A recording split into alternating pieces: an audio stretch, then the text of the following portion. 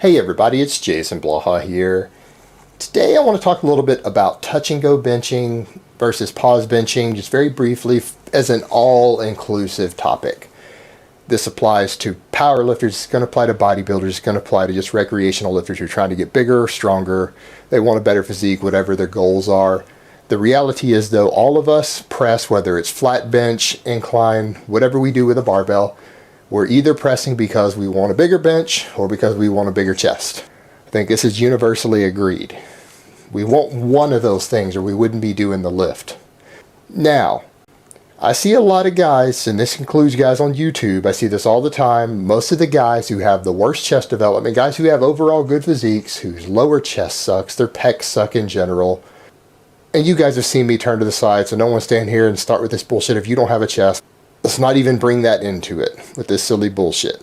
And I can pause incline over 300 pounds for reps, as demonstrated in videos. So this isn't about me. So let's talk about these other guys, the guys you see who struggle with chest development, who otherwise have good physiques. There are plenty of guys I see on here who have good physiques, actually have fantastic shoulders, but their chest sucks. What we see in common with them is that they are either not touching their chest on their flat and their incline barbell work, or they are doing fast touch and go and bouncing a little bit. Now we know from the powerlifting world, anyone who's followed Dan Green, he's revolutionized stuff a little bit. A lot of the guys who've pushed raw powerlifting back in have told you guys over and over and over, if you want a big bench, you need to be pause benching. You might want to minimize or even completely exclude touch and go. A lot of these guys are advocating doing nothing but at least full second pauses on every single rep year round on your bench press. You press deep into the chest and you press up, and as Dan Green has pointed out, you will never see a raw power lifter with a truly impressive bench who does not have massive pecs. Pause benching works, and it works the chest, and it's because you need your chest to get the weight started out of the bottom if you're doing it truly raw. No shirt, no elbow wraps, any of that stuff.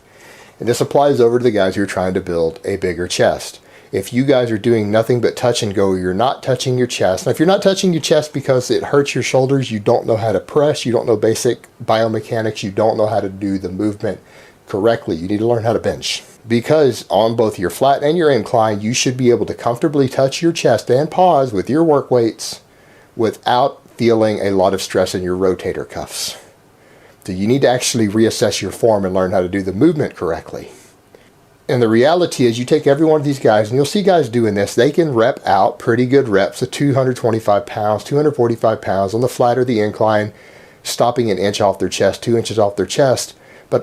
And they all lack chest development compared to the rest of their physique, just like I lack bicep development compared to the rest of my physique. But if you were to take any one of them and take that same weight that they can do 5 reps with and have them actually bring it to their chest and pause for a 2 count and try to press it, they couldn't move it. Why? Because their pecs are not strong enough, because they do not ever train their pecs correctly with heavy compounds. So their pecs themselves are not actually strong enough to get the weight started. So the solution to this is to start doing pause work. And I would recommend that if you want a bigger chest, you want more chest development, you need to be doing all of your barbell work with a pause on every single rep on your chest and letting it sink into the meat on every rep.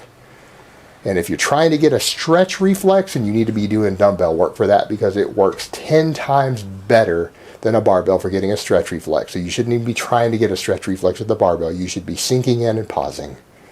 Alright guys, that's really all I have to say on that today. I hope it has been informative, and I will talk to you guys next time. But let me give you guys a bicep shot before I go.